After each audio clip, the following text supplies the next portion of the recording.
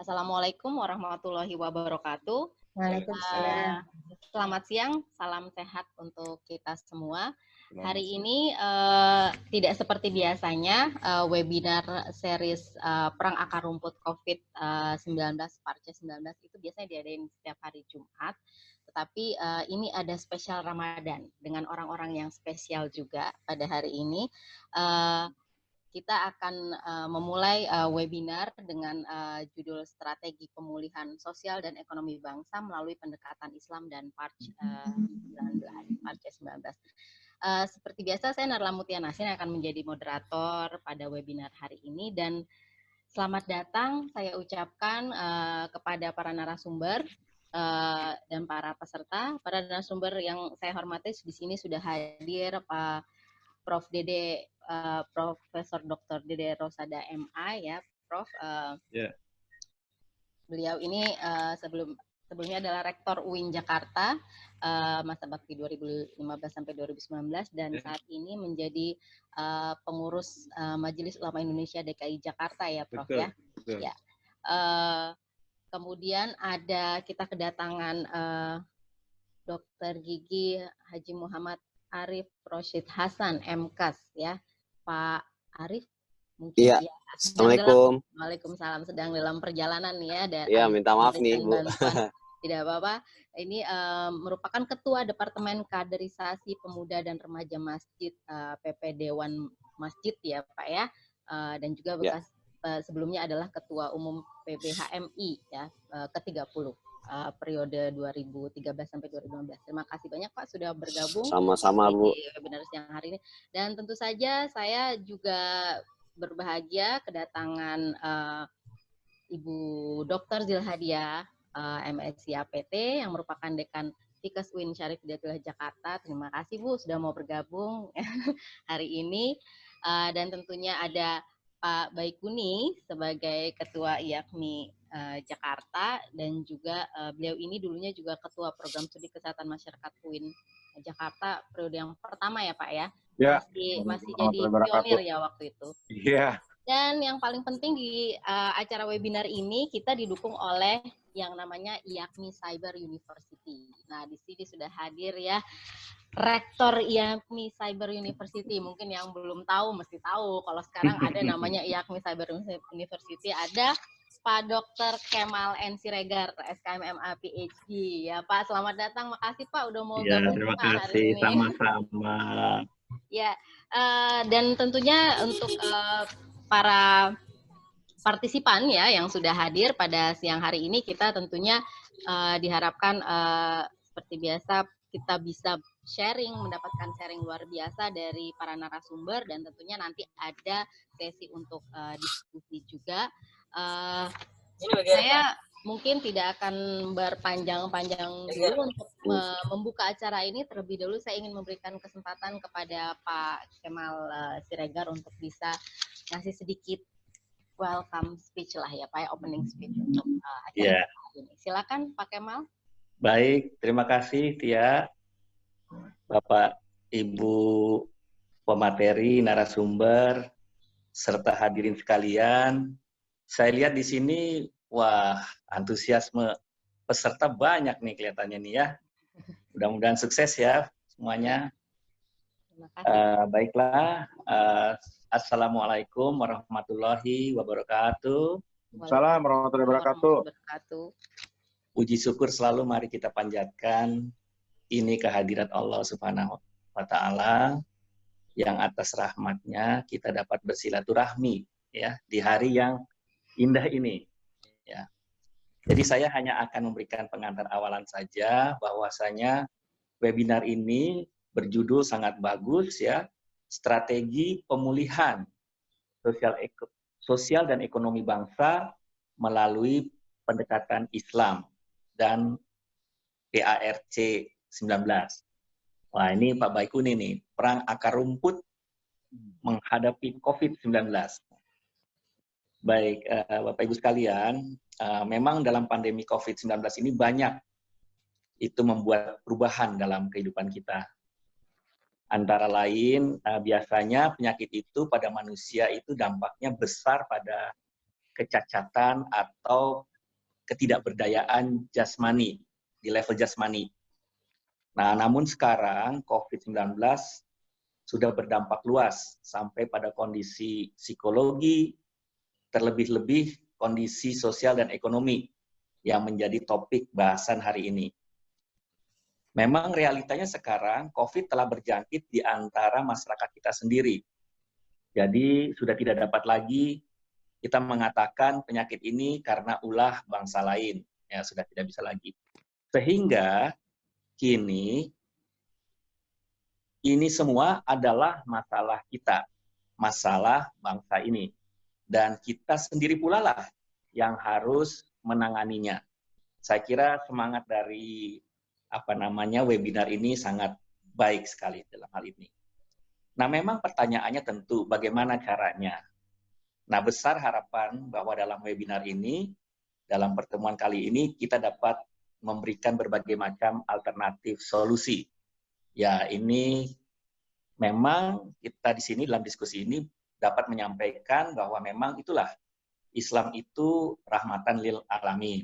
Nah, di sini saya ingin menyampaikan banyak terima kasih atas kesediaan para pemateri, yaitu Bapak Profesor Dede Rosada yang akan menyampaikan nilai strategis dari zakat dan infak. Juga kepada Bapak Dr. Gigi Arif, ya, Muhammad Arif Rosid Hasan, bahwasanya peran masjid itu sangat penting, ya, suatu entitas yang sangat penting. Begitu juga ormas-ormas Islam. Kepada Ibu Dr. Zilhadia mengenai peran strategis kampus kesehatan. Wah, ini penting sekali nih untuk betul-betul diangkat dan dimanifestasikan, diwujudkan gitu ya. Nah, begitu pula kepada Bapak Dr. Baikuni Burman mengenai konsep PARC 19, yaitu perang akar rumput menghadapi COVID-19, khusus dalam mitigasi dampak sosial dan ekonomi di tingkat akar rumput. Saya sampaikan juga penghargaan kepada Ibu Tia nih, Ibu Dr. Narila Mutia yang akan memandu seluruh jalannya acara ini. Mudah-mudahan kita mendapatkan manfaat dan bisa kita lanjutkan di dalam kegiatan-kegiatan kita berikutnya. Saya kira demikian dulu pengantar dari saya. Wassalamualaikum warahmatullahi wabarakatuh. Waalaikumsalam warahmatullahi wabarakatuh. Terima kasih banyak Pak Kemal atas pembukaannya. Ya, ini akan menjadi, saya pikir nanti akan menjadi diskusi yang menarik ya. Saya mengucapkan selamat datang juga untuk Bu Andriani ya, Ibu Dekan FKM UMJ ya, ada Bu Andriani nih udah hadir. Ya, terima kasih. Warna jilbab kita mirip ya Bu ya. Ya, sama, kita sama-sama merah. Iya, membara. Ada Pak Farid juga ya, Pak Dr. M. Farid Hamdan sudah hadir juga di sini, Dewan Pakar IAKMI Jakarta dan juga dosen UIN Syarif Hidayatullah Jakarta. Terima kasih Pak Farid sudah hadir. Assalamualaikum warahmatullahi wabarakatuh. Waalaikumsalam warahmatullahi wabarakatuh. Ya, Bapak Ibu, kita tentunya akan segera masuk ke sesi. Jadi hari ini kita punya 4 pembicara, mulai dari kemudian yang kedua tadi saya mohon izin sama Pak Bay, ini Buzil akan menjadi peserta yang kedua. Dan selanjutnya ada Pak Arti, kemudian Pak ini ya. Masing-masing presentasi dilakukan kira-kira sekitar 25 menit lah ya. Supaya nanti saya bisa selesai waktu karena ibu-ibu nanti mau nyiapin berbuka puasa. Kira-kira begitu ya. Jadi yang pertama ini Prof. Dr. Dede Rosada MA, ini beliau ini pokoknya saya sih sudah tidak asing lagi pastinya ya dengan Prof. Dede, dan Prof. Dede ini punya pengalaman sangat banyak dan mendalami bidang pendidikan ya, terutama dalam bidang pendidikan. Jadi banyak sekali pelatihan-pelatihan yang sudah dilakukan oleh Prof. Dede, dan pada hari ini Prof. Dede ingin menyampaikan presentasinya yang tentu saja bisa memberikan gambaran. Ini judul presentasinya saya ini. Prof. Dede akan menyampaikan presentasi yang berjudul nilai strategis zakat dan infak dalam pemulihan sosial dan ekonomi umat di tingkat akar rumput ya. Jadi ini lagi bulan puasa nih urusannya zakat dan infak ya Prof ya. Jadi bisa kasih gambaran gimana nih kira-kira nih di akar rumput akan bisa membantu. Silakan Prof. Saya berikan kesempatan untuk menyampaikan materi. Baik, bismillahirrahmanirrahim. Ya. Baik, bismillahirrahmanirrahim. Assalamualaikum warahmatullahi wabarakatuh. Waalaikumsalam warahmatullahi wabarakatuh. Selamat siang, salam sejahtera untuk kita semuanya. Yang saya hormati Pak Kemal, Rektor Yakmi Cyber University. Pak Baikuni juga dari Yakmi dan juga Tia khususnya nih sebagai moderator. Dan para peserta yang lain ada Arif Rashid dan juga ada Buzil Hadiah dari FKM UIN Syarifudullah Jakarta. Fikes ya, Fikes, mohon maaf ya, Fikes dari Fikes UIN Syarifudullah Jakarta. Mohon maaf Bulit Mutia ya, udah lupa, ada setahun lebih. Dan juga pengurus IAKMIL yang lain nih, ada Bu Andri, ada Fari dan semuanya. Baik, yang pertama tentang nilai strategi zakat dan infak untuk pemulihan ekonomi, sosial ekonomi umat ya, yang terdampak karena COVID ya. Mungkin yang pertama yang ingin saya sampaikan dulu adalah pertama bahwa COVID-19 ini bagi kami yang non kesehatan terasa betul itunya terasa betul dampaknya. Pertama kita work from home. Ternyata kalau kita yang bekerja di, mungkin slide pertama bisa keluar. Slide pertama bisa dikeluarkan itu. Oke, nah itu dia. Jadi ketika kita working from kita work from home itu sebenarnya simpel, kita di rumah dan bekerja dengan ini semuanya efektif. Mengajar efektif. Artinya semua kelas saya ajar dengan baik itu.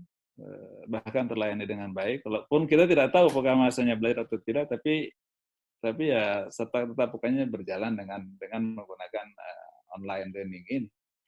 Tapi ternyata dampak-dampaknya kan banyak.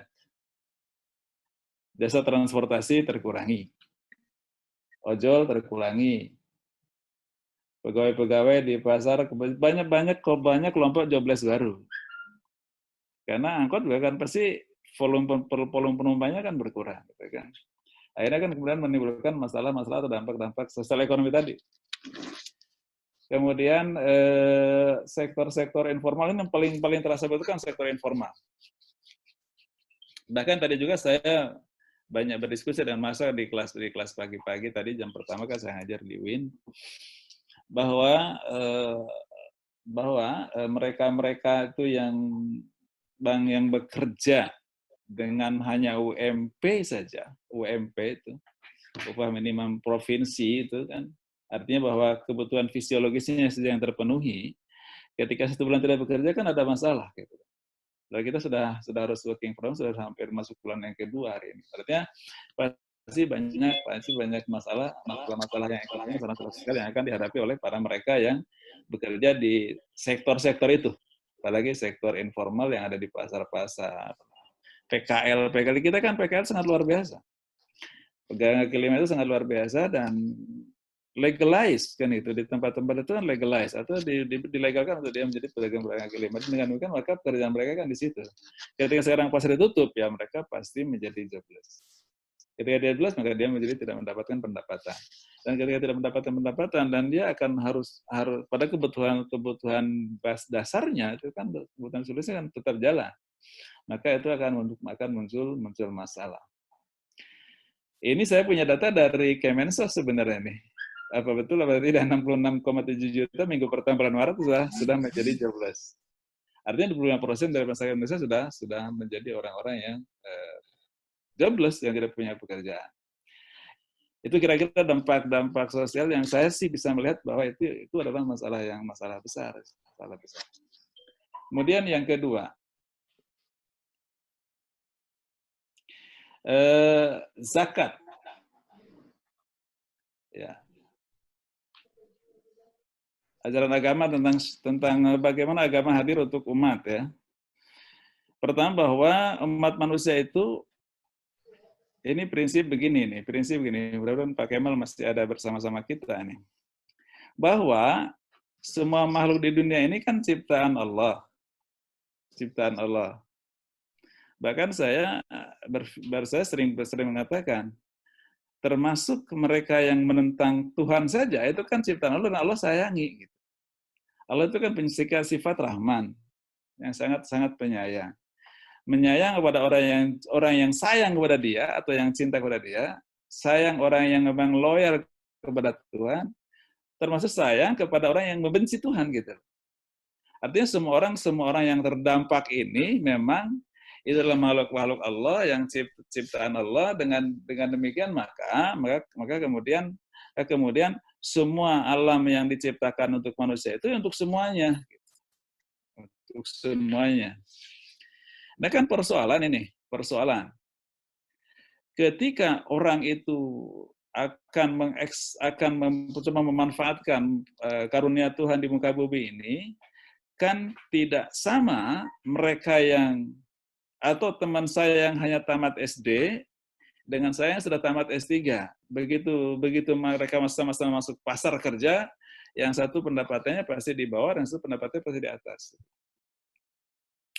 Nah, kemudian ini karena itu maka Allah mewajibkan, Allah menyampaikan salah satu ajaran dalam Al-Quran bahwa Islam itu adalah agama yang sangat memperhatikan sharing. Allah berfirman dalam Al-Quran, wa fi amwalihim haqqun ma'lum lis-sa'ili wal mahrum. Dan dalam harta mereka itu ada hak bagi orang miskin yang minta-minta dan bagi orang miskin yang tidak minta-minta. Kalau saya punya uang 1 juta, yes, itu uang saya, gaji saya. Masuk akun saya dari UIN sebagai PNS di UIN. Tapi dalam 1 juta itu ada 25.000 hak orang lain, baik dia minta-minta ataupun tidak minta-minta. Itu Allah sudah sampaikan begitu langsung bahwa itu hak mereka. Gitu. Kalau tidak dikeluarkan, berarti kita tidak mengeluarkan hak mereka, tidak mengeluarkan haknya mereka yang punya hak dengan uang itu. Gitu. Jadi kalau kita punya uang 5 juta, berarti ada 115 juta hak orang lain. Nah kalau terus kita makan juga, berarti kita makan hak orang lain yang ada dalam harta kita. Makanya kemudian Allah mewajibkan itu zakat. Zakat itu artinya membersihkan. Yang dibersihkan itu apa? Yang dibersihkan dari hak orang lain adalah harta kita itu. Di dalam 1 juta itu kalau nggak dikeluarkan 25.000-nya, berarti memang hak orangnya 25.000 itu kebawa ke kita, kemakan oleh kita, itu kan kemakan oleh kita. Itu sebagaimana membersihkannya itu kita tidak tahu karena itu sudah dimakan, sudah menjadi sel-sel tubuh dan sebagainya. Gitu kan. Bagaimana kalau uang itu dibelikan beras, lalu kemudian belikan lauk pauk, dimakan bersama-sama termasuk oleh anak-anak kita, gitu kan? Berarti anak kita disuruh makan hak orang lain. Makanya pada setiap 1 juta pendapatan kita itu ada hak orang lain 25.000 harus kita keluarkan. Itu ajaran. Untuk siapa? Untuk itu semuanya kan ciptaan Allah tuh. Baik yang muslim, baik yang non-muslim, termasuk orang yang menentang Tuhan gitu. Itu kan ciptaan Allah. Berhak dari 25.000 yang ada pada uang kita gitu. Karena itu kan uang itu dari Tuhan gitu. Ingat itu uang itu 25.000 itu punya orang-orang itu. Dia muslim atau bukan muslim, atau bahkan orang yang menentang Tuhan, bahkan orang yang tidak kenal Tuhan pun dia punya hak di situ karena sama-sama makhluk Tuhan. Oke, itu yang prinsip yang pertama. Sepertinya ada slide nomor sebelumnya nih, coba deh. Terus slide kedua. Terus slide berikutnya habis ini apa? Slide kedua. Nah ini yang ini, betul. Ini. Ini zakat itu perbuatan baik tapi minimal karena merupakan pelaksanaan kewajiban. Jadi kalau kita sedang melaksanakan yang 25.000 per 1 juta itu kita keluarkan, yes itu adalah kebaikan. Yes itu adalah kebaikan dan itu perbuatan baik dan itu adalah sangat minimal karena kewajiban. Kalau tidak kita salah gitu. Saya tidak ingin mencantumkan ancaman ini, tapi kalau iseng-iseng nanti bisa lihatlah oleh Arif kalau itu Quran surat 9 ayat 35 surat Taubah nih ayat 35 ini. Saya tidak nyaman bacanya, Pak. Fatukwa bihajibahum wa junubuhum. Hadza makanastum li anfusikum, kata Allah. Kata malaikat di neraka itu. Ini walaupun kau telah menyimpan aja uang yang hak orang lain tidak kamu keluarkan itu, gitu kan. Fatukwa bihajibahum itu disetrika, katanya mukanya disetrika. Kayak gitulah kira-kira. Saya tidak nyaman bacanya. Tapi itulah memang kalau kita tidak keluarkan hak orang lain itu, maka kemudian kita disalahkan oleh Allah. Salahkan oleh Allah. Kalau kita bisa mengeluarkan itu, itulah Allah mengatakan bahwa kalau saya itu mengharapkan kamu itu betul-betul menjadi wakil saya di muka bumi. Hai Dede Rosada, kamu sekarang punya pendapatan bagus, bisa punya gaji 4 juta, 5 juta, 6 juta, tolong 110.000 itu hak orang lain, kamu keluarkan. Kamu itu adalah wakil saya untuk mengurusin orang-orang yang tidak berpendapatan seperti kamu. Kira-kira. Maka kemudian Allah mengatakan bahwa kita sebagai khalifatullah, sebagai kita khalifah Allah di muka bumi. Di khalifah Allah di muka bumi itu salah satu fungsinya adalah kita mengurusi makhluk Allah yang lain yang tidak sesukses kita. Kira-kira. Nah sekarang khalifah Allah di muka bumi itulah kita menjadi makhluk, menjadi wakil Allah di muka bumi untuk ngurusin orang-orang yang sekarang terdampak oleh COVID. Nah, terdampak oleh COVID. Kalau kita PNS kan terdampaknya kecil lah, hanya WFH saja, tidak keluar rumah, tapi kan gaji jalan terus. Tapi yang kerja sektor non formal, informal, karena terdampak betul karena pasar Tanah Abang ditutup. Berapa ribu orang pedagang kaki lima yang kemudian tidak bisa mendapatkan pendapatan apa-apa. Dan itu kan merupakan kewajiban siapa? Kata Allah, itu makhluk saya juga. Sekarang uang saya itu ada di kamu tuh. Maka sekarang tolong keluarkan yang wajibnya dulu. Nah itu. Kayak kemudian kita menjadi khalifah Allah di muka bumi dalam konteks itu. Untuk mengurusi makhluk Allah yang lain yang memang tidak seuntung dan tidak senyaman kita lah. Dan kalau kita tidak melaksanakan, itu ancamannya Quran surat Al-Baqarah ayat 35. Lalu kemudian yang kedua, infak. Apa itu infak? Infak itu, kalau zakat itu kan membersihkan hak orang lain. Kalau infak itu, ini kan sangat luar biasa Allah menggunakan kata-kata dengan unsur-unsur yang sama. 1, infakun. 2, munafikun. Munafik kan ada, kita ada orang munafik. Orang munafik itu adalah orang-orang yang dia beragama tapi dia pura-pura beragama. Artinya ketika mendapatkan informasi kebaikan dia masuk dari kuping kanan keluar dari kuping kiri, kira seperti itu. Itu orang-orang munafik. Nah, kemudian ketika nafaqah juga kata lisan Arab, dalam kata kamus bahasa Arab yang paling raksasa itu mahyan nafaqah, an-nafaqah itu madha wa nafidha. Jadi uang itu masuk, lewat, habis. Masuk, lewat, habis. Itu intinya dari kata lisan Arab. Jadi nafaqah itu masuk ke kita, dimasukkan dibelanjakan untuk keluarga, habis. Jadi hanya lewat saja. Sama dengan munafik, lewat informasi dari kanan keluar dari kiri. Lalu kenapa jadi infak? Apa kaitannya dengan itu? Infak itu adalah pengeluaran kita di luar zakat. Kenapa? Karena bahkan kata Allah dalam Al-Quran ya, kalau tidak salah di surah Al-Maidah, lan tanalul birra hatta tunfiqu mimma tuhibbun. Lan tanalul birra hatta tunfiqu mimma tuhibbun. Surah An-Nisa. Kamu tidak akan mendapatkan kebaikan albir. Albir itu nama Allah. Kamu tidak akan mendapat kebaikan albir, artinya kamu tidak akan bisa sama dengan saya, kata Allah, sebagai albir yang maha baik, kecuali kalau kamu itu menafkahkan yang kamu sebahagian yang kamu cintai. Sebahagian yang kamu cintai. Apa maksudnya? Saya punya uang 4 juta, atau saya punya uang 5 juta. Dalam 5 juta itu 115.000 punya hak orang lain. Oke. Maka kemudian saya keluarkan 115.000, tinggal 4.875.000. 4.875 itu udah saya distribusi untuk beli beras sekian, beli ini sekian, clear habis, habis. Nah, Tapi kemudian ada panitia kayak Arif tadi, ada panitia sosial, kita akan mendampingi orang yang terdampak dari COVID ini. Gimana Pak? Ada sesuatu yang bisa Pak sampaikan? Ketika kita mengatakan, yes, saya siapkan uang bersih dari Anda.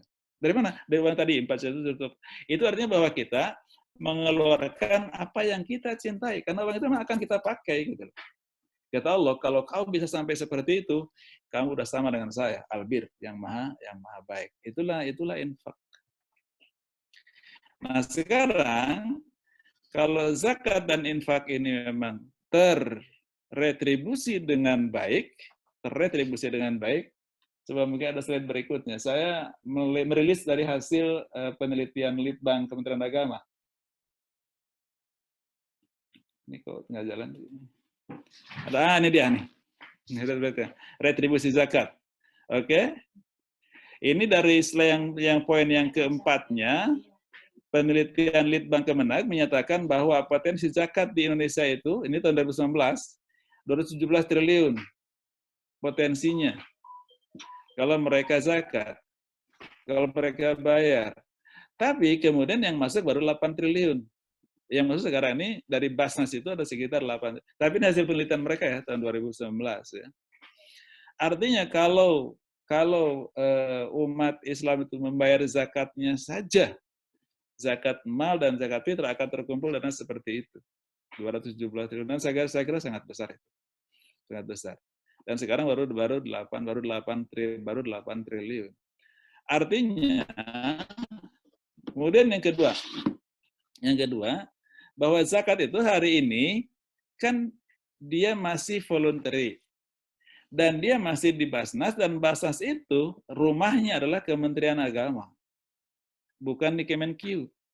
Jadi zakat itu dia tidak termasuk fiskal, tidak termasuk uang pendapatan negara. Dan kemudian undang-undang itu memperbolehkan silakan didistribusikan kepada masyarakat yang membutuhkan gitu. Maka kemudian Basnas itu mempunyai banyak sekali alokasi sampai ada 11 alokasi yang sudah dia ceritakan. 3 diantaranya itu untuk sosial kemasyarakatan. Sosial kemasyarakatan itu, nih slide berikutnya. Slide berikutnya ada BMFI. Nah, BMFI itu Basnas Multifinance, Microfinance kalau tidak salah itu. Kemudian ada LPM, Lembaga Pengembangan Ekonomi Mustahik. Mustahik itu adalah mereka yang berhak mendapatkan pemberian zakat, mendapatkan distribusi zakat. Karena zakat itu tidak hanya untuk konsumtif, tapi juga untuk kegiatan produktif. Kalau untuk konsumtif kan dia tidak akan terentaskan. Karena zakat itu punya misi bagaimana tahun yang diberikan. Tahun ini menerima zakat, tahun ini mustahik, tahun depan menjadi muzaki. Nah, kalau supaya bisa menjadi muzaki, maka kemudian uang zakat yang dia terima itu bukan hanya untuk beli beras dan kemudian lauk pauk, tapi juga untuk beli modal. Sehingga kemudian tahun depan bisa menjadi seorang muzaki. Ini saya punya pengalaman kepada teman-teman semua ya, ketika saya di Kementerian Agama, itu hanya memberikan modal 5 juta kepada seorang mahasiswa, dan tahun berikutnya dia ngundang saya makan bakso. Mahasiswanya datang ke tempat saya. Kamu sebelah makan bakso aja kamu bangga-bangga sekali ngajak saya makan bakso. Emang saya nggak bisa pakai bakso dan bukan itu Pak. Ini bakso ini, konter bakso ini, yang uangnya dulu Bapak berikan kepada kami 5 juta. Katanya. Hanya 5 juta, Pak. Pak Kemal, Pak Bekuni, dan yang lain. Saya kira Indonesia sebagai modal dari APBN. Dari APBN, ada 200 mahasiswa saya berikan. Terus, apa yang mau banggakan sekarang kamu mau saya kasihkan bakso? Saya sekarang, omset saya, Pak, sudah, kalau tidak salah dia bilang waktu itu, keuntungan dia sudah 200 juta per bulan, apa? Pokoknya sangat spektakuler lah. Karena dia punya counter bakso di 10 tempat, di tempat yang mewah gitu, di mall-mall itu. Maka kemudian keuntungannya besar. Ya artinya bahwa dengan bisnis yang kecil-kecil itu jangan kita mengira bahwa dengan modal 5 juta itu tidak bisa jadi apa-apa. Kalau dia bisa ketemu jalannya, ternyata bisa terentaskan. Di tahun pertama, tahun itu dia menjadi tahun sebelumnya menjadi mustahik, tahun berikutnya sudah menjadi muzaki. Kemudian yang berikutnya ada zakat community development. Ini yang sudah diberikan oleh Basnas, sangat luar biasa. Ada BMFI, ada sebentar dulu. Yang tadi ya. Ada BMFI, ada LPM, ada BZD. Kemudian bagusnya memang artinya gini. Dilihat dari segi hukum dulu bahwa alokasi zakat untuk masuk kepada masyarakat yang terdampak tidak hanya karena kemiskinannya, tapi juga karena dampaknya itu menjadi prioritas. Dan saat ini bukan hanya fatwa MUI yang sudah mengatakan yes, oke, masuk ke situ, tapi implementasi dari Basnasnya sudah diberikan channel-channelnya, sudah diberikan saluran-salurannya. Selanjutnya ada BMFI, ada LPM, ada ZCD, dan seterusnya, mungkin bisa dikembangkan juga yang lain-lain. Artinya bahwa itu legalized dan tidak ada masalah, tinggal kita melaksanakan. Kemudian baiknya dibuat klaster-klaster, ada sektor pertanian, peternakan, UKM dan yang lain-lain. Baik, yang berikutnya. Oke. Lembaga di jalan Allah atau aktivitas layanan umum dalam channel BTW itu. Kemudian Basnas juga memiliki channel distribusi untuk yang tadi. Kemudian dan zakat bukan fiskal tapi dana ibadah mahdhah harus dikembalikan kepada kepentingan umat. Kemudian harus ada restrukturisasi distribusi zakat berupa berapa persen untuk ini, berapa persen untuk ini, berapa persen untuk ini. Jadi kalau kita ingin coba memberdayakan, yang paling pertama harus coba kita himbau adalah bagaimana meningkatkan kesadaran untuk membayar zakat.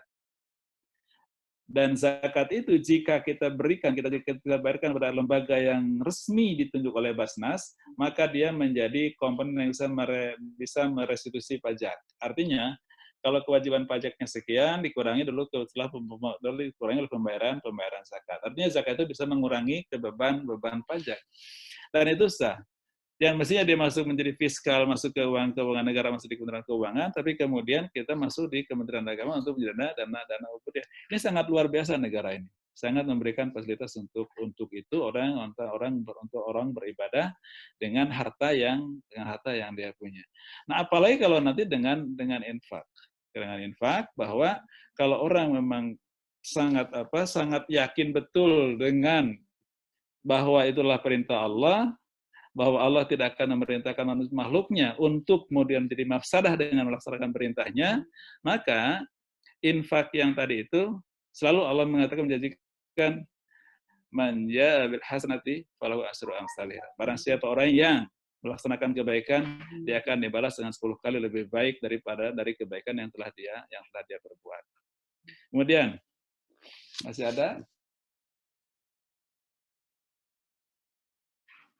Sudah. Saya kira demikian. Itu dari saya pengantarnya bahwa zakat dan infak itu adalah merupakan potensi keuangan yang memang dia diikat oleh ibadah, dan menjadi perbuatan baik bagaimana bagi kita sebagai umat Islam, dan distribusinya kepada siapa saja yang memang mereka terdampak oleh COVID-19 ini, ataupun memang kelompok-kelompok rentan miskin atau kelompok miskin yang bukan terkena dampak COVID, mereka punya hak dengan uang itu, dan potensinya kalau lead bank hitungnya benar, itu sangat luar biasa, dan kalau itu berfungsi, saya kira mungkin masyarakat itu akan banyak yang terentaskan dengan zakat dan infak. Saya kira demikian, terima kasih. Assalamualaikum warahmatullahi wabarakatuh. Waalaikumsalam warahmatullahi wabarakatuh. Terima kasih banyak Prof. Dede untuk paparannya mengenai zakat ini. Jadi nanti saya pikir akan banyak sekali pertanyaan, saya sendiri pengen nanya nih Prof. Tapi nanti kita akan tahan dulu untuk masuk, karena sekarang kita akan masuk ke sesi tanya berikutnya. Bu Zilhadia. Jadi Bu Dr. Zilhadia MSc APT ini orang awak ya. Orang awak, jadi menghabiskan masa kecilnya di Padang ya, sampai kuliah ya, Bu, dan ternyata saya baru tahu kalau Ibu adalah senior saya di SMA Negeri 1 Padang. Oh iya. Iya, Oke. iya, iya. Dan sudah banyak penghargaan yang diperoleh juga oleh Bu Zil ya, baik dari dalam maupun luar UIN, dan kemudian pengalaman kerjanya juga sudah panjang, bukan hanya di bidang akademisi, jadi juga sudah pernah jadi yang terkait dengan apoteker banget ya Bu ya, bagian produksi quality control obat tradisional. Wah, ini keren banget. Terus jangan ditanya juga kalau publikasinya, ya sama seperti OJD tadi banyak juga menghadiri conference, jadi ini luar biasa. Nah, hari ini Bu Zil akan memaparkan tentang peran strategis kampus kesehatan dalam memobilisasi SDM, dana, dan pemikiran untuk pemulihan krisis sosial ekonomi, terutama kaitannya dengan COVID ya, Bu Zil ya. Saya persilakan Bu Zil. Terima kasih Bu Tia dan teman-teman semua. Assalamualaikum warahmatullahi wabarakatuh. Waalaikumsalam warahmatullahi wabarakatuh. Alhamdulillahirabbil alamin, wassalatu wassalamu ala asrofil anbiya'i wal mursalin wa ala alihi wa sahbihi rasulillahi ajma'in. Yang saya hormati senior kita ya, guru kita Profesor Dr. Dede Rosyada, yang kita sempat merasakan indahnya kepemimpinan di bawah beliau. Kemudian yang saya hormati juga Bapak Dr. Gigi Muhammad Arif Rashid Harun, ya, Ketua Departemen Kaderisasi Pemuda dan Remaja Masjid. Kemudian tentu saja Pak Baikuni SKM MKes PhD, ya, Ketua IAKMI Jakarta. Kemudian juga kepada tentu saja Bu Tia, ya, Narila Mutia, yang hari ini cerah sekali, ya, yang memandu acara kita pada siang hari ini, dan tentu saja kepada seluruh peserta, kolega, tadi ada Pak Farid ya, yang juga sudah bergabung bersama kita, kemudian juga teman-teman dosen yang lain, yang apakah yang tergabung dalam IAKMI ataupun dosen yang tidak tergabung, dan tentu saja seluruh mahasiswa yang kami cintai. Alhamdulillah segala puji bagi Allah, di siang hari ini kita bisa melakukan webinar yang luar biasa ini dengan pembicara yang juga luar biasa. Tadi ada Prof. Dede gitu ya. Baru kali ini nih saya satu panggung ibaratnya dengan Prof. Dede gitu ya. Mudah-mudahan merupakan forum pembelajaran buat saya. Yang menjadi topik saya adalah yang diamanahkan oleh IAKMI adalah peran strategis kampus kesehatan dalam memobilisasi SDM, dana, dan pemikiran untuk pemulihan krisis sosial ekonomi. Tentu saja ini referensi yang akan saya gunakan nanti tentu saja adalah yang terdekat dulu, karena kebetulan saya diamanahkan sebagai sekretaris gugus tugas COVID-19 untuk UIN Syarif Hidayatullah Jakarta. Nah, tadi kita lihat ya dari paparan yang disampaikan oleh Prof. Dede tadi bahwa ada masyarakat yang sangat terdampak secara ekonomi ya akibat COVID-19 ini, dan efeknya tentu saja adalah ke kampus, itu sudah pasti. Nah, maka sangat tidak wajar ya, sangat tidak relevan ketika kampus tidak ikut dalam proses pemulihan nantinya, pemulihan secara sosial dan ekonomi. Bahkan jangankan untuk pemulihan, kemarin pun ketika dalam proses awal-awal COVID ini merebak gitu ya, itu di kita di Wuhan memang kasusnya diumumkan di akhir Desember, 30 Desember, kemudian lanjut PBB mengumumkan 7 Januari dan seterusnya gitu ya. Kita masih santai-santai waktu itu. Saya ingat bahwa ketika saya dan Bu Tia, seingat saya Bu Tia hadir, kita mengundang Pak Febi, itu di Indonesia itu Pak Febi masih statementkan bahwa zero case ya untuk di Indonesia. Ketika itu di bulan Februari pertengahan. Nah, sebulan kemudian mulai ditemukan nggak sampai sebulan ya, 2-3 minggu kemudian mulai ditemukan kasus pertama, dan sebulan dari kita mengadakan acara itu kemudian sudah dilakukan WFH. Ya, artinya dalam waktu rentang sebulan itu perubahannya sangat cepat sekali, dan kampus juga termasuk yang punya efek yang signifikan. Di mana pada waktu itu kita terjadi kepanikan, ya, bahwa masyarakat kampus juga ikut panik, sebagaimana juga masyarakat yang lainnya. Kita melakukan program-program yang jadi ini pemulihan krisis sosial ekonomi ini ya adalah lanjutan dari program-program yang kita lakukan sebelumnya untuk penanganan COVID-19 ini khususnya di wilayah kampus, yang tentu saja ketika kita menangani wilayah kampus maka otomatis masyarakat juga akan ikut. Artinya kampus itu ketika dia melakukan proses mitigasi atau proses pemulihan nantinya di kampus, maka otomatis itu akan berimbas ke masyarakat. Ketika kampus ikut aktif melakukan peran strategisnya, maka sesungguhnya itu merupakan solusi dari permasalahan bangsa, bagian solusi dari permasalahan bangsa. Kenapa demikian? Karena jumlah mahasiswa yang jumlah penduduk Indonesia yang ada di universitas itu, di perguruan tinggi itu adalah lebih kurang saat ini saya lihat di data Kemenristek-Dikti dan juga BPS ya, itu sekitar 7,5 juta. Artinya kalau di masyarakat yang 7,5 juta ini tertangani dengan baik, berarti kontribusi kampus terhadap ini juga signifikan.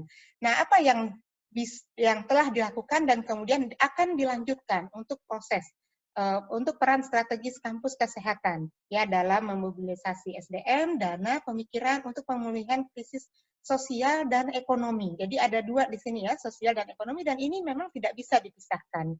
Next. Jadi peran strategis ini kita lihat untuk percepatan pemulihan nantinya, kampus itu bisa melakukan program-program dari 3 aspek. Yang pertama yaitu dari sisi anggaran, kemudian yang kedua lewat program-program yang konkretnya, karena kampus kita tahu bahwa kampus tidak boleh menjadi menara gading yang tidak mempunyai efek baik secara langsung maupun tidak langsung kepada masyarakat. Kemudian juga kampus SDM yang ada di kampus, yaitu dosen utamanya sebagai tenaga pengajar gitu, itu punya 3 tugas, yaitu yang kita kenal dengan Tridharma perguruan tinggi, yaitu pendidikan dan pengajaran, penelitian dan pengabdian masyarakat. Ini 2 penelitian dan pengabdian masyarakat yang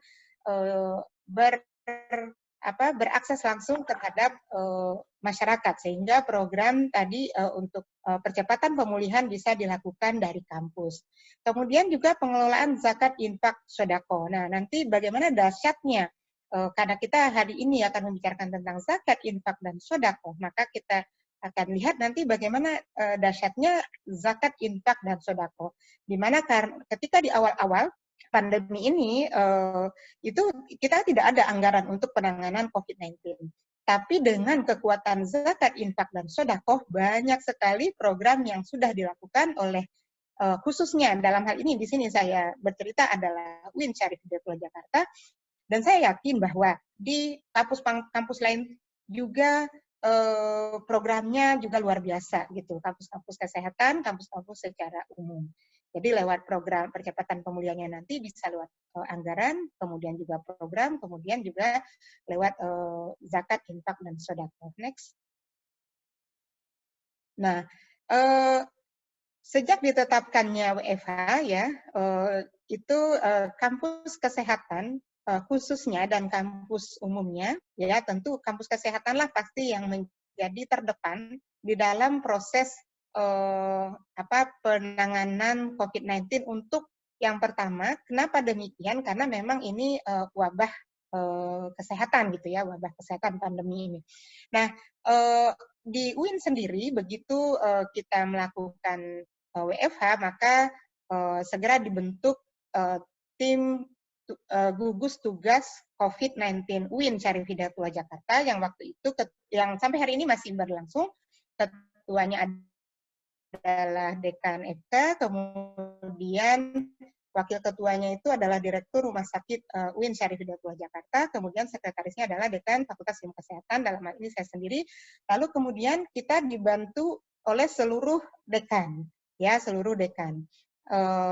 waktu itu memang keadaannya sangat ini ya, panik gitu ya. Jadi dekan-dekan itu harus setiap hari itu melakukan koordinasi untuk mengatasi keadaan-keadaan yang ada di masyarakat kampusnya masing-masing, masyarakat fakultasnya masing-masing.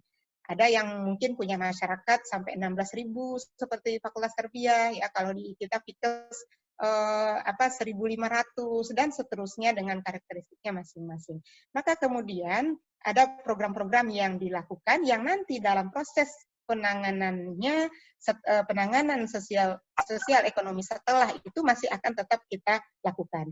Yang pertama adalah membentuk web COVID-19, kemudian penanganan untuk mahasiswa yang diduga dia sebagai ODP, apakah nanti kemudian ada yang lanjut PDP dan seterusnya, kemudian memproduksi hand sanitizer, penyemprotan desinfektan, kemudian program bantuan bagi mahasiswa yang terdampak. Nah, ini yang luar biasa nanti program bantuan bagi mahasiswa yang terdampak.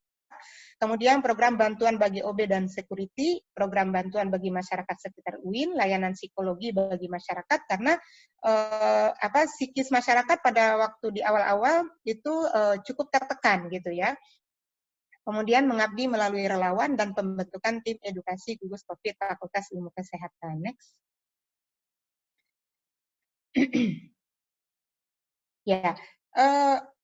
Ya, next. Yang pertama kita membuat web itu karena memang orang waktu itu mencarinya jadi referensi utama itu adalah web.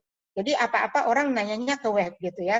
Ngelihat Pak Ahmad Yuryanto itu lewat web. Kalau milenial kan jarang membuka TV. Mereka semuanya lewat lewat medsos gitu ya, lewat medsos dan juga lewat site-site yang ada di hadapan mereka gitu. Nah, sehingga kita juga yang pertama sekali kita lakukan adalah membentuk web COVID-19 UIN. Di situ ada 3 menu yang ada ya, media edukasi, tanya jawab, dan lawan hoax. Nah, lawan hoax ini juga banyak mendapatkan perhatian karena memang banyak sekali waktu itu hoax yang beredar gitu. Sehingga kita merasa perlu untuk mengadakan ini untuk menekan untuk mengurangi perasaan tertekan dari masyarakat. Dan masyarakat itu ya memang masyarakat kita minim ya pengetahuan tentang COVID, sehingga kalau misalnya ada satu orang yang masuk rumah sakit kemudian keluarnya distatementkan sebagai positif COVID, itu mereka sudah percaya. Karena masyarakat kita tidak tahu bahwa untuk mendiagnosa sampai positif itu butuh prosedur dan sebagainya gitu. Next. Jadi ini di awal-awal cukup aktif, sekarang sudah mulai berkurang ya intensitasnya karena memang masyarakat juga sudah tidak stresnya sudah berkurang gitu ya. Next, ini laman depannya. Ya ini beberapa menu yang ada. Next, hanya contoh-contoh saja. Nah, yang kedua adalah penanganan secara cepat dan langsung bagi mahasiswa yang punya gejala mirip COVID-19. Jadi di zaman itu beberapa bulan yang lalu ya, kalau ada sedikit saja yang panas batuk itu sudah dicap sebagai ini positif nih, jangan-jangan ini sudah dicurigai, sudah langsung dicurigai gitu. Nah, kita di UIN ya itu mahasiswa yang membutuhkan layanan itu mendapatkan pelayanan di rumah sakit terdekat, yaitu Rumah Sakit Syahid dan Rumah Sakit Sari Asih waktu di awal-awal. Dan ini semuanya dibiayai, mungkin ini yang kita belum sosialisasikan ke masyarakat sebenarnya, ke masyarakat kampus utamanya, ini semuanya dibiayai dari peran serta akademisi dan tenaga kependidikan di kampus melalui zakat, infak, dan sedekah yang terkumpul pada waktu itu, yang terkumpul dengan cepat gitu. Jadi ketika ada mahasiswa yang ke rumah sakit itu mereka tidak membiayai sendiri gitu. Kemudian dari mana kita melacak bahwa misalnya ada si A, dia panas, itu dari koordinasi antara dekan, wadek, kemudian kaprodi, kemudian kabak, kasubag, kemudian ke mahasiswa demak semuanya, sehingga koordinasi itu cepat sekali. Ada beberapa mahasiswa pada waktu itu yang membutuhkan perawatan, kemudian walaupun akhirnya ada yang didiagnosa sebagai DBD kemudian, tapi shocknya memang luar biasa waktu itu. Nah, itu lewat tim semua koordinasi kita lakukan di sini, sehingga waktu itu dekan-dekan ini jarang 2 minggu pertama itu jarang yang tidur pulas gitu ya, jarang yang tidur pulas. Jadi sampai jam 11 malam pun masih chattingan ini bagaimana gitu. Termasuk masalah pendataan ya, pendataan mahasiswa kita harus tahu persis bahwa kondisi mahasiswa kita itu berapa orang yang pulang. Kalau Fikes itu dan EK relatif sedikit ya, 1.500, dan sekarang yang masih ada di sekitar kampus kita sekitar 30-an. Tapi seperti fakultas besar di awal ya, seperti Tarbiyah dengan puluhan ribu mahasiswanya itu cukup ini ya mendatanya gitu. Nah, kemudian relawan STF itu juga membantu tim gugus tugas COVID-19 dalam mendistribusikan makanan yang waktu itu ada yang diperintahkan untuk melakukan isolasi mandiri. Nah, kemudian kita ada relawan-relawan dari Sosial Trust Fund. Sosial Trust Fund juga merupakan bagian dari gugus tugas COVID kita. Nah, itu semuanya kita lakukan makanan, mendistribusikan makanan ini lewat dana zakat, infak, dan sedekah tadi. Lanjut. Next. Nah, kemudian memproduksi hand sanitizer juga ini untuk memberikan rasa nyaman ya kepada masyarakat, karena waktu itu ini juga mempunyai dampak sosial ekonomi, karena waktu itu harga hand sanitizer cukup mahal ya, Mas. Satu botol kecil itu ada yang menjual 35 sampai 45.000, bahkan ada yang 70.000, dan itu sebentar juga kalau waktu itu kita paranoid semua, setiap sebentar nyemprot gitu ya. Nah, maka kemudian Fakultas Ilmu Kesehatan ya dalam hal ini itu memproduksi di awalnya itu adalah 1.000 botol yang kita bagikan ke seluruh sivitas akademika, kemudian juga ke masyarakat. Kemudian setelah itu kita masih produksi lagi banyak ya, dan ketika kita sosialisasikan itu ya produksi hand sanitizer itu, kemudian ACT menggandeng kita untuk memproduksi lebih besar. ACT, kemudian juga next. Ya, kemudian ada organisasi kemasyarakatan yang juga membuat hand sanitizer-nya, karena memang kebutuhannya besar ya, kebutuhannya waktu itu besar sekali.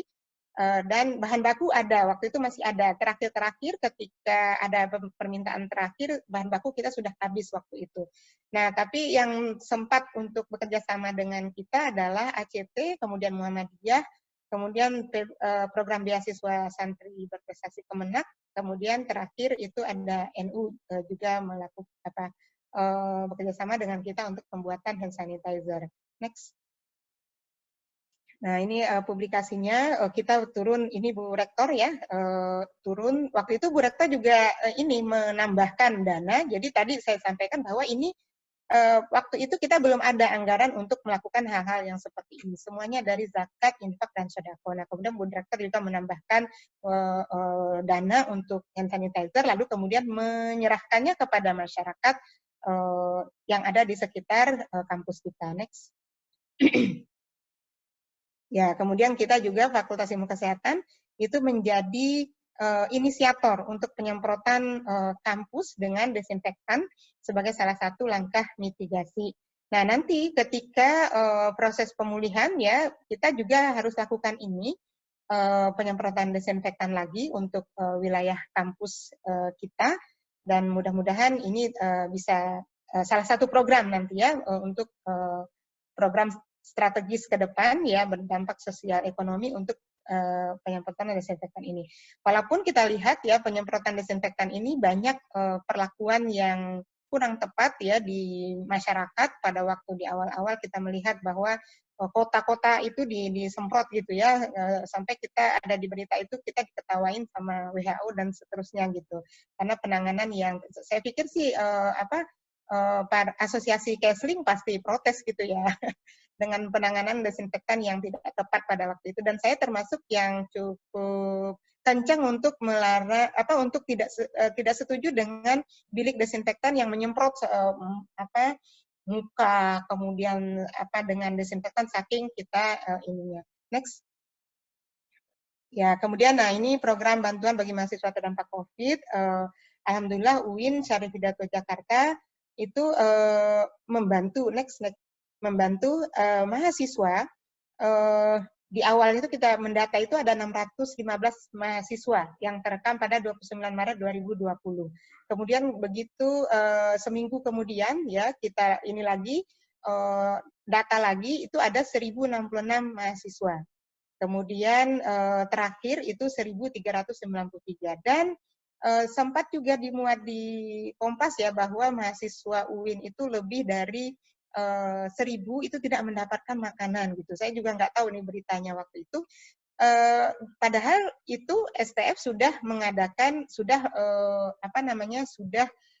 membagi ya makanan karena waktu itu mahasiswa kita takut untuk keluar, maka STF sudah membagikan makanan untuk ada yang diantar, ada yang dijemput dan sebagainya gitu.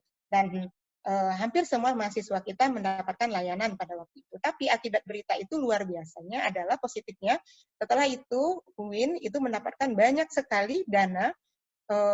Jadi disangkanya memang pemberitaan itu maksudnya memang mahasiswa kita banyak yang ini ya, yang terdampak secara ekonomi, kemudian sampai tidak mendapatkan makanan gitu asumsinya. Tapi positifnya banyak sekali sumbangan sehingga sampai hari ini kita itu sudah menyalurkan hampir 1 miliar ya, hampir 1 miliar dalam bentuk makanan gitu ya. Next. Memang ini programnya masih ibaratnya masih sporadis ya, jadi tergantung pada kasus. Tapi ke depan kita tentu harus memikirkan program-program yang lebih berdampak terhadap masyarakat ya, terutama untuk pemulihan sosial ekonomi tadi melalui kekuatan zakat seperti yang disampaikan oleh Prof. Dede tadi. Ya, ini paket-paketnya next. Ya, ini publikasi terkait ini. Next lagi. Ya. Jadi kemudian di sini juga fakultas-fakultas juga melakukan kreasi-kreasi sendiri ya untuk memastikan memang bahwa 33.000 penduduk UIN itu mahasiswanya gitu ya itu dalam keadaan aman semuanya gitu dari dampak COVID ini. Ya, ini apa yang dilakukan ya. Next. Kemudian juga program bantuan bagi masyarakat sekitar UIN. Nah, ini ada UIN memberikan bantuan ya bekerjasama juga dengan Lazis ya lembaga amil zakatnya Muhammadiyah dan NU ya kita salurkan juga dana yang kita kumpulkan melalui lembaga amil zakat Muhammadiyah dan NU. Next ini publikasi terkait ya. Nah, kemudian juga yang penting adalah bahwa di PLP, ya Pusat Layanan Psikologi, juga mempersembahkan klub, ya kelas online bersama PLP. Ini juga ketika di awal, pesertanya itu bisa sampai 500-an ketika dibuka kelas pertama, sampai 500 gitu. Kenapa? Memang orang ingin untuk mendapatkan pendidikan, bagaimana cara agar mereka tidak dalam keadaan ketakutan gitu ya. Dan itu dibuktikan dengan pendaftar yang begitu banyak sampai dibuka beberapa kali oleh PLP. Ya, next. Nah, ya, ini publikasinya. Next lagi. Kemudian ya kita juga mengabdi melalui relawan ya, di mana alhamdulillahnya, dan ini satu hal yang saya sering sekali katakan sangat syukuri, bahwa alhamdulillah sampai hari ini kita tidak mendengarkan dan mudah-mudahan untuk sampai seterusnya ya, bahwa mahasiswa PIKES itu tidak ada yang terkena gitu ya, alhamdulillah sampai hari ini tidak ada yang terkena. Nah, malah kita menjadi relawan di berbagai tempat ya, ini 21 mahasiswa kita, kemudian juga 11 mahasiswa Fakultas Kedokteran. Ini relawan yang terjun secara langsung ya ke masyarakat. Next. Ya, ini daftar relawannya. Next saja untuk ya next. Nah, kemudian karena di PIKES ya adalah orang-orang kesehatan, maka kami juga membentuk tim edukasi gugus COVID PIKES. Di sini ya termasuk Pak Farid, Bu Tia, dan banyak teman-teman yang bergabung karena memang semuanya ingin untuk mengaktualisasikan dirinya bagaimana berperan untuk masyarakat walaupun sekecil apapun gitu peran itu. Next. Sehingga kita kemudian mencetak brosur, flyer ya yang berisi edukasi, kita bagi dua. Next, edukasinya itu bisa lewat dunia maya, lewat online, dan bisa lewat offline. Lewat offline kita mencetak brosur, ya. Next. Ya biar agak cepat, soalnya waktunya cuma 25 menit ya. Ya, ini adalah flyer-flyer hasil kreasi kita, mahasiswa, dosen gitu ya. Ada kita buat tim ahlinya untuk ini konten ya, mengevaluasi kontennya. Ya. Kemudian lanjut. Contoh-contoh flyer kita ya, ini flyer yang sebelah paling kanan itu flyer yang sudah kita tempel di tengah-tengah rumah penduduk ya agar mereka tetap di rumah, kemudian jaga jarak dan seterusnya, pakai masker kain dan seterusnya. Ya. Nah, lanjut. Agak lama ya ini. Oh ya, oke. Nah, jadi peran strategis kampus kesehatan untuk pemulihan krisis sosial ekonomi tadi apakah itu SDM, kemudian juga pemikiran, kemudian juga semua potensi yang ada di kampus akademisi gitu ya. Itu harus mengambil peran ini ke depan ya bagaimana untuk pemulihan krisis sosial ekonomi.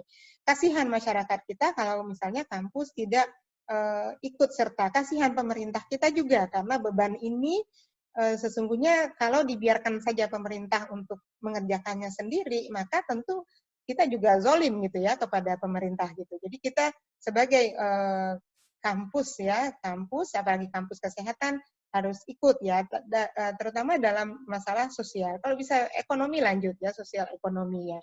Jadi peran strategisnya untuk nanti pemulihan krisis sosial ekonomi ini sudah mulai kalau kita lihat di berita yang diluncurkan pemerintah ini sudah mau siap-siap katanya gitu ya. Padahal mungkin ya kalau kita memandang dari sisi kesehatan sebenarnya belum gitu. Tapi ya gimana kadang-kadang tidak pilihannya tuh serba sulit gitu. Pilihannya tuh serba sulit. Makanya kita harus ikut. Kampus kesehatan harus ikut. Tidak hanya kampus kesehatan, kampus secara keseluruhan karena di kampus banyak orang-orang yang punya ide-ide besar, kemudian punya nurani yang baik gitu ya, sehingga ini kita harus bersinergi.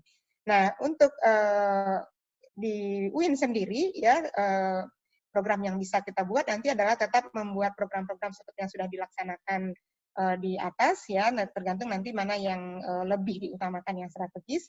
Kemudian membuat program pemberdayaan ekonomi masyarakat terdampak, kemudian menumbuhkan semangat kembali melalui pendekatan psikologis.